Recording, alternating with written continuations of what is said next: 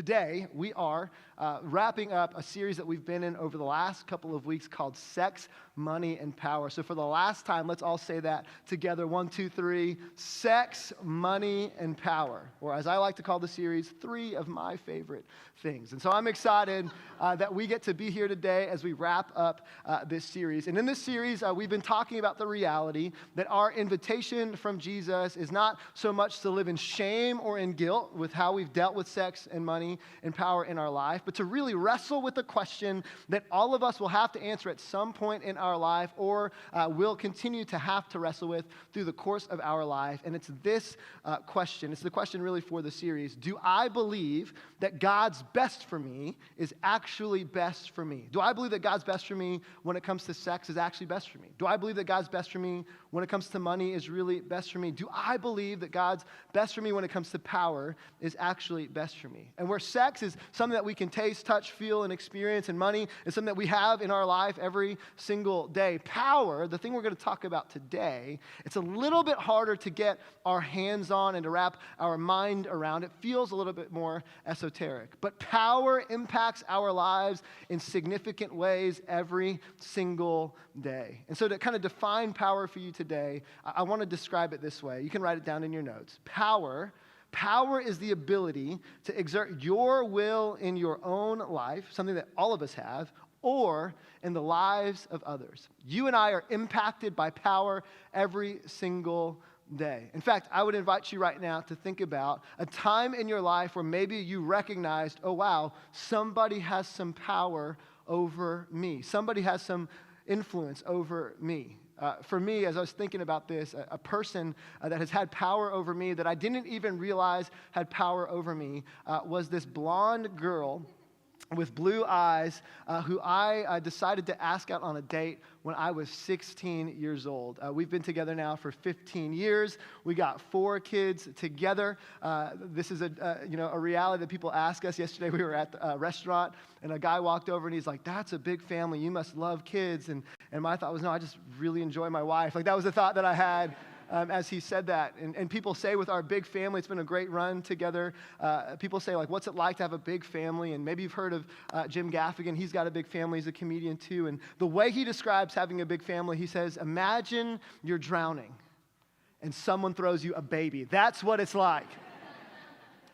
And so we've been together for a long time, and it is amazing to me. I kind of made some vows early on when I was a teenager, an idiot teenager, thinking, I'm never going to let a woman change me. Man, was I wrong. I find myself having cravings I never thought I'd have, like biscuits from Cracker Barrel. Let me tell you, I did not experience Cracker Barrel until I started dating a little blonde-haired girl with blue eyes. Every fall, I sometimes get this desire in me to listen to country music. Don't ever tell anyone that, okay? And that does not come because it was something that I ever wanted to do. I kind of made a commitment in my life. I would never be a fan of country music because, let's all be honest, country music is the same song over and over again. My dog died, my wife left me, and I'm broke, right? Like that's pretty much what it is. But for me, my wife has influence over me. She has power over me. I'm impacted by her. And you have influence over other people in your life, relationships with your coworkers, your friends, your neighbors, your siblings, your parents, your kids. And you have power over your own life. Power impacts us in significant ways. But let's be honest, for many of us, power is something that we would say is kind of a negative thing, right? I think power in some ways needs a PR kind of, some representation because power has gotten a bad rap. Just give me a head nod if you ever heard this before, that power corrupts people and absolute power corrupts absolutely. Have you heard that before, right? That power is the problem. That phrase, that quote, came from a man by the name of Lord Acton. Lord Acton wrote a letter to his pastor in 1887, which just goes to show people have been complaining to their pastors for hundreds of years. And he wrote this to his pastor. He said, power tends to corrupt, and absolute power corrupts absolutely. And then he said this line, great men are almost always bad men. So men, don't even try apparently, right? And the thing that he's getting at here, right, is that power seems to be the problem. I would submit to you that that's not the teachings of Jesus. I would submit to you that power seems to be the problem because we live in a world that has corrupted power. And today, as we wrap up our series, I want to talk to us about the purpose of power, the problem with power and the better way of Jesus. And to start that conversation off, we're going to look at Genesis chapter 1. And the reason why we're going to start there is because Genesis chapter 1, if you're a follower of Jesus, is really the origination story of how we look at how we were designed to be as people and what God's best intent was. Just mental note, Genesis chapter 1 and chapter 2 are not a scientific exposition on how the world was made. And so if you have a hang up with Genesis chapter 1 and 2, put the scientific piece on the shelf. That was not the goal of Moses when he was writing this text. The goal of Moses when writing this text was to help us understand who we are and to help us understand who God is. And in Genesis chapter 1, verse 27 to 28, we are introduced to the purpose of power. It says this, that God created mankind, that's humanity, in his own image. And in the image of God, he created them, male and female, he created them. So God, would you say this word with me? 1, 2, 3, blessed. Keep that word in your mind. Blessed, blessed, blessed. We're going to come to it later. God blessed them and said to them, be fruitful and increase in number. The other way to describe that is have sex and make babies. Fill the earth and subdue it. Rule over the fish in the sea and the birds in the sky and over every living creature that moves on the ground. What we see here is that God's original intent for us as humanity was to be able to populate the earth, yes, to enjoy what God had created for us, and to have power over the rest of creation. This is important, okay? Because anything that God gives us before life gets broken is something that God has given us as a good gift. So power, hear me, is not the problem. It's what we do with it that is. God blessed humanity with power because God made us to reflect his image. And power in a perfect world leads to creativity, beauty, and connection. Power is given for our flourishing. Andy Crouch writes this in this book, Playing God. I recommend it to you. He says this, that on the very first page of the Bible then, power or flourishing and image bearing, they're all connected. Your humanity is connected to your understanding of power. It was given to you for a reason. Power is for flourishing. It's the Creator's desire to fill the earth with representatives who have the same kind of, I love this phrase, delighted dominion. You were designed to take over. You were designed to dominate over the teeming creatures as their maker. In other words, you were made for power, and power was made for you. So power cannot be the problem if God gave us power before the world was broken. Give me a head nod if you're tracking with me, okay? I'm trying to reclaim power this morning and help us understand that power isn't the problem. You were made for power. The purpose of power is this. Power was given to us by God to steward a good world that is good for everyone, everywhere. But that's not how we experience it, right? Like, that's not how you experience it with your boss, is it? That's not how you experience it in your marital relationship. That's not how you experience it with your roommates. Power, in some ways, does not feel that way at all. So where did it all go wrong? That's the question. How did this good thing become such a problematic thing? Well, Moses actually gives us the answer in Genesis chapter 3. He says that our first parents worshiped an idol. And if you've been with us, we've talked about idols being little g gods, these things that we place in a position that they were never meant to be. An idol is anything in our life, sex, money, power, approval, whatever, comfort, control, anything we ask in our life to do something only God can do for us. So let's talk about the problem with power. Where did power go wrong? Because can we all agree power has gone wrong? People abuse power every day. There are more slaves today in our world than ever before in human history. People are exploiting people every single day. So how did power go wrong? Well, God gives us the answer in Genesis chapter 3. Moses says, now the serpent was more crafty than any of the wild animals the Lord God has made. Again, this is a story and a picture of how the first parents, humanity, interacts with the opportunity to be tempted. He said to the woman, did God really say, and just so you know as you live out your life, that phrase, did God really say, did God really mean, did God really intend, that's the first step towards folly in our life. Did God really say you must not eat from any tree in the garden? The woman said to the serpent, we may eat fruit from the trees in the garden, but God did say, you must not eat from the fruit of the tree that is in the middle of the garden, and you must not touch it, which meant to note, God never said you must not touch it. And this is what religious people do all the time. They add extra stuff to what God actually said, right? That's like the story of our life and why we're all in trauma and wondering what church is about, right? Or you will die. He said, you will not certainly die, says the serpent. For God knows that when you eat from it, your eyes will be opened, and you will be like God, knowing good and evil. In other words, God doesn't want you to have power, But if you trust me, then you'll get what you really want. So hear me. The first mistakes that our first parents made was to try to wrestle away power from the one who gave them power in the first place, which we have all done in our own lives. So let's not get too mad at our first parents thinking, man, they screwed it up for us, because let's be honest, if God put you in the garden with somebody naked, right, and told you guys to run around, it'd be a matter of time before you did the same thing, all right? You know how I know that? Because we've all done it before, right? When the woman saw that the fruit of the tree was good for food and pleasing to the eye, and also desirable for gaining wisdom, she took some and she ate it. She also gave some to her husband who was with her, and he ate it. Because men always do what they're... Okay, next verse. Our first parents asked an idol to do what only God could do. They asked a fruit to only do what God can do. Now, you might be looking at this saying, Colin, I thought that Adam and Eve ate an apple. Well, that's nowhere in the Bible. We don't know what kind of fruit it was. And let's be honest, all of the drawings that we grew up with Adam and Eve, they were white people, right? Blonde hair, blue eyes. Adam, was tall with, brown hair. Mental note, most scholars believe that our first parents came from Africa, so we messed that one up too, right? Can you catch that lemon right there? Thank you so much. We don't know what kind of fruit it was. You didn't catch it. Come on, man. But catch this. Next time, catch this. That the problem that ruined our hearts was not power. It was our pursuit of something outside of what God intended for us. Crouch puts it this way: all idols represent a challenge and a counterclaim to the identity and character of the true Creator God. Like the serpent in the garden, they all raise the question of God's truthfulness and goodness, subtly or directly suggesting that the Creator God is neither true nor good. This is what an idol does. If you have sex, you won't need God as much. If you have more money, you won't need God as much. If you just had more power and could be in control of your situation, you wouldn't need God as much. And the reality is those things never fulfill our souls the way that God intended for them to be filled.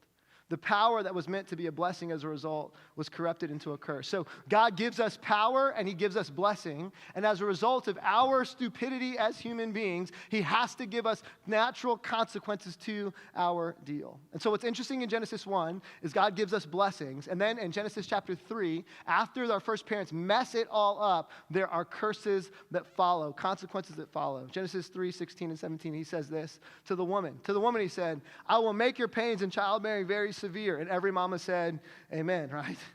With painful labor, you will give birth to children.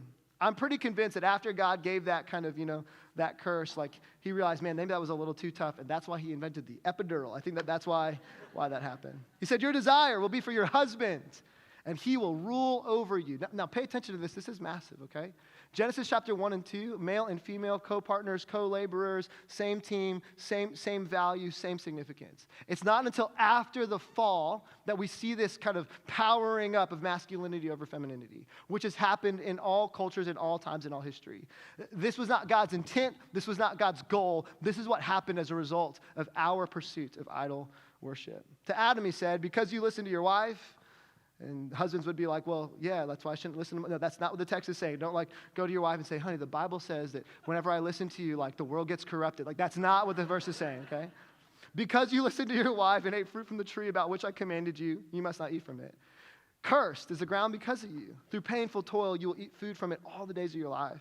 It will produce thorns and thistles for you, and you will eat the plants of the field. Basically, that good work that I gave you in Genesis 1 and 2, that good work is going to not produce fruit every time. You're going to work really hard, and you may not get the abundance that you're hoping for. You're going to try to pursue being a great employee, and you still might get laid off. The guarantee of hard work paying off is not a guarantee anymore because of your choice to pick something other than me.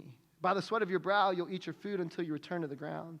Since from it you were taken, for dust you are, and to dust you will return. Look here, this is so important. The end result of our pursuing of an idol, like our first parents, is death. And whenever you and I choose sex, money, and power over a deeper relationship with God, the end of that is going to be death too. Death of a relationship, death of a dream, death of a soul, death of what God intended. It's interesting to note that every blessing given to humanity before idolatry is met with a curse afterwards. So hear me, okay? Power is not the problem, okay? We aren't corrupted by power. Look here. Power is corrupted by us because we pursue idols instead. You want power because you were made in the image of God, and God made you to desire power. The problem is when power becomes what it never was meant to be, a replacement for God. The problem with power is that we chose to believe that God's best was not actually best, and as a result, we suffered the consequence. So now we live in a world where we tell ourselves internally, right? If I had a little bit more power, then. You've thought this before, haven't you? If I had a little bit more power, then. And it looks like different things in our life. If I had a little bit more power, if I was the boss, people would be happier. You ever thought that before? If I was the boss, people would be happier. You ever looked at your boss and thought, how did they get the job? You ever thought that before? If I had that title, then they'd respect me. So we try to fight as hard as we can to get the promotion, even though it comes at the cost of our family. If I was in charge, this family would be better off, said every teenager ever before.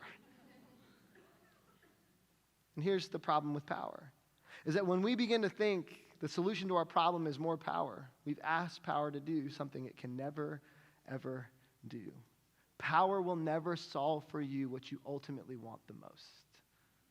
So, Jesus steps into the pages of history and offers us a better way of thinking about power, recognizing that we don't have to give up our power, we don't have to feel bad about the power we have, but we can accept the power that's been given to us and then use it in a way that actually helps us instead of hurts us. And you might be sitting here thinking, I don't have power. You have power. Your gender, with that comes power.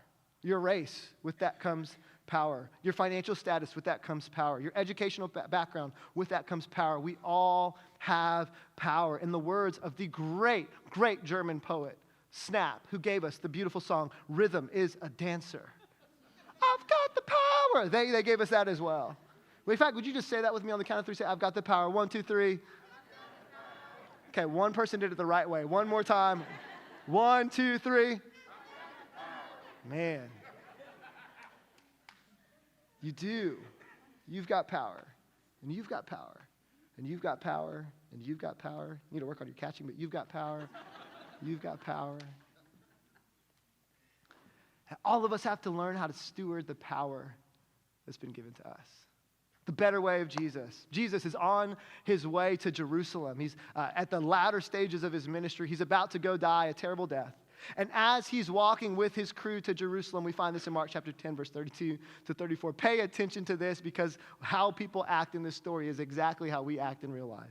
They were now on their way up to Jerusalem, and Jesus was walking ahead of them. So the disciples were filled with awe, and the people following behind were overwhelmed with fear. So you've got 12 disciples that are following Jesus, and then you've got hundreds of people that are following him into the city of Jerusalem. He's just done some incredible work outside of the city, and people are in awe of who this guy is, and they believe, man, he's going into Jerusalem. He's going to go and handle business. So taking the 12 disciples aside, Jesus once more began to describe everything that was about to happen to him. I want you to imagine for a moment that you are in a small group, about 10 or 12 people, and Jesus has sat down with you, and he's about to tell you what he's going to go through for you. You ever been in a situation before when somebody tells you something really, really vulnerable and you don't know how to respond? This is the moment that Jesus is in. So imagine Jesus with emotion in his voice, tears maybe welling up in his eyes, recognizing what he's about to go do. He gathers his crew together and he says, listen, we're going up to Jerusalem, where the Son of Man will be betrayed. The Son of Man is a term for Jesus.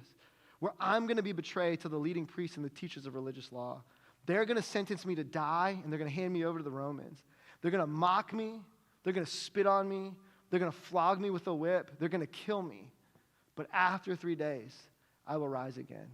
Could you imagine being in that moment with Jesus? Jesus, who you have looked up to for years. Jesus, who you're trusting to be the one to deliver you from the Roman Empire. And Jesus drops the bomb that he is going to be crucified and die. You ever been in a moment before where you have said something really sensitive and vulnerable, and then the person right after that says something incredibly insensitive? You ever been there before? Right? Yeah. What the disciples say after this is so indicative of how messed up we are. This is what happens right after Jesus shares this. Then James and John, the sons of Zebedee, came over and spoke to Jesus. And they said, Teacher, we want you to do us a favor. Hey, cool that you're going to go through all that stuff, but we need something from you right now. And Jesus says, what's your request? He asked. And they replied, when you sit on your glorious throne, we want to sit in places of honor next to you, one at your right and the other on your left. Can we all agree that's like the most insensitive thing you could say?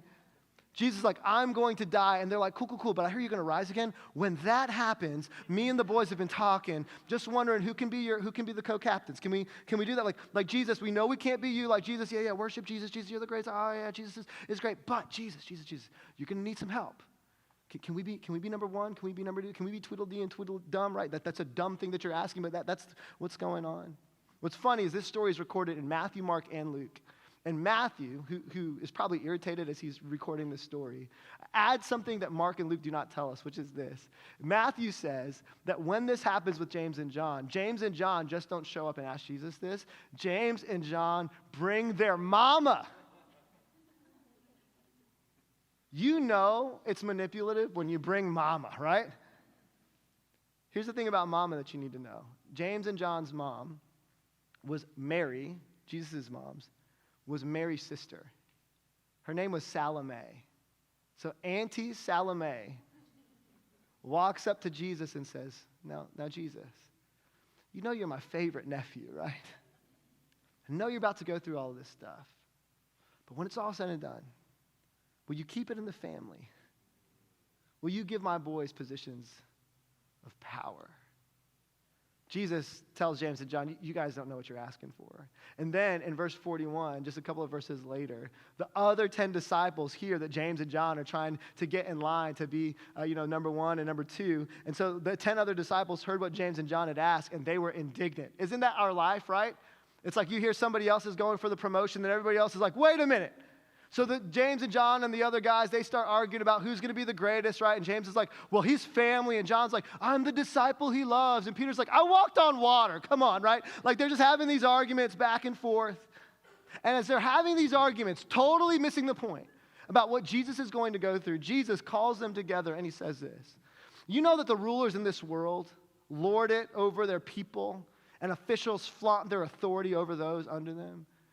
He's appealing to what they all know. You know how the Romans force you to do stuff that you don't want to do? And the disciples are like, yeah, I hate the Romans. Kill the Romans. That's why we're here, Jesus. You know what? You know how the Pharisees make it impossible to really connect with God because of all the dumb rules that they add to things? Yeah, the Pharisees. That's why we're with you, Jesus. Let's just kill the Romans and the Pharisees while we're at it, right? That's where their headspace is at.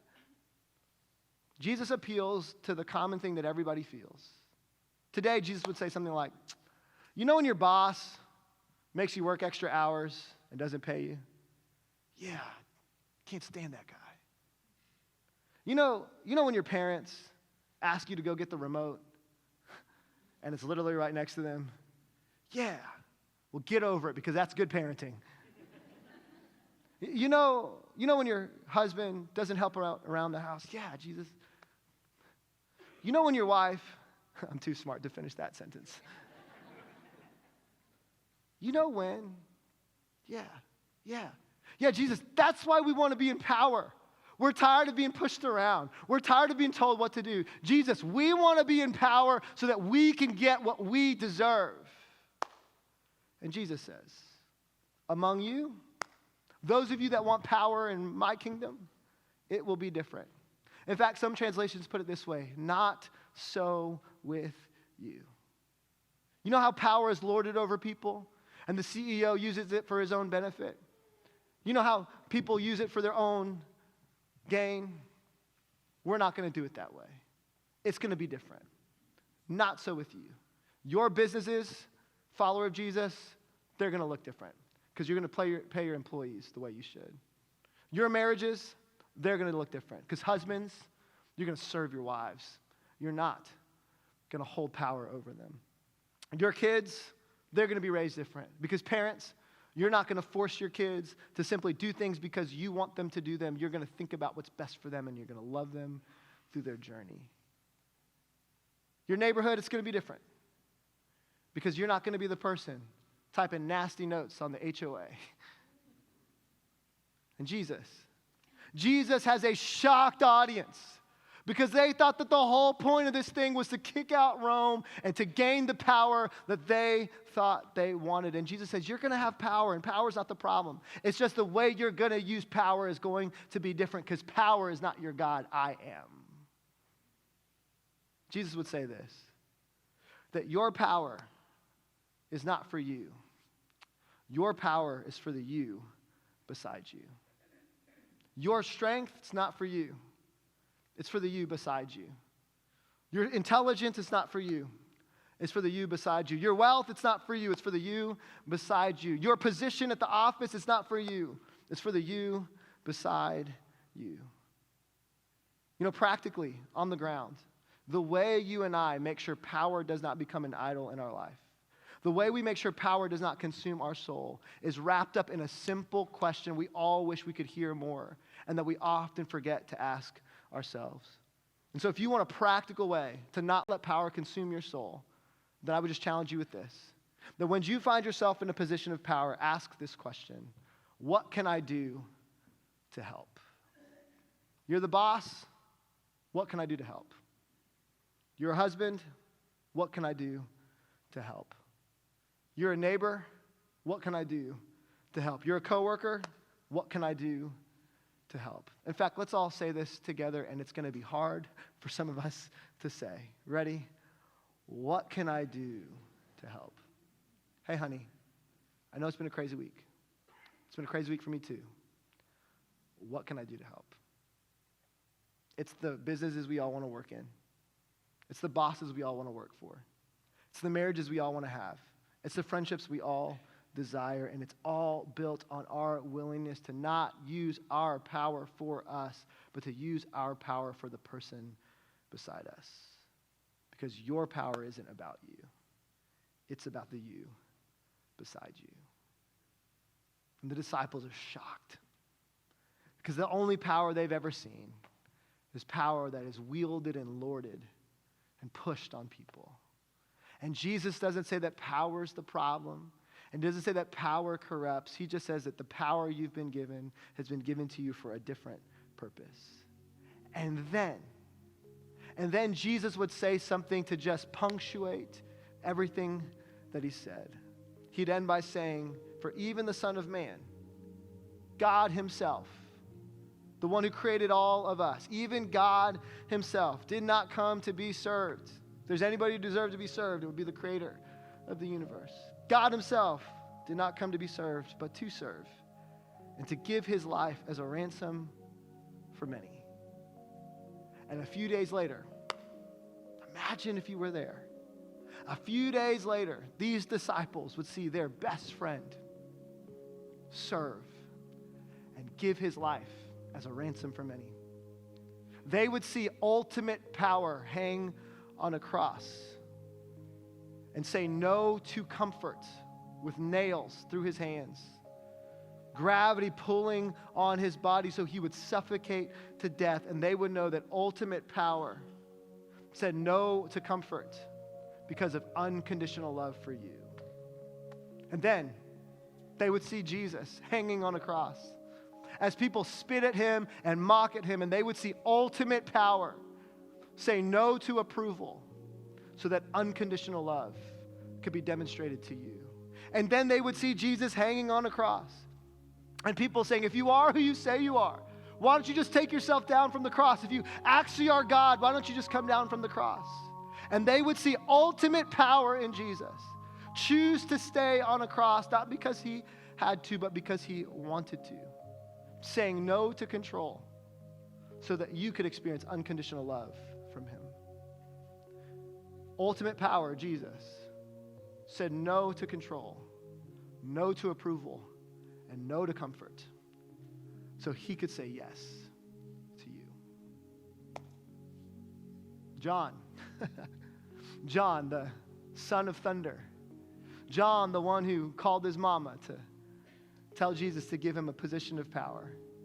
John, as an old man, old and gray, would reflect back on the life of Jesus. And in his letter, decades later, would say, This is how we know what love is. Jesus Christ laid down his life for us, and we ought to lay down our lives for our brothers and sisters, because power is not bad. Power is a gift, but power is not for you. It's for the you beside you.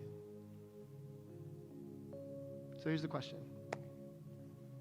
Sex, you see how that can become an idol. Money, we can see how that can become an idol. But power is tricky.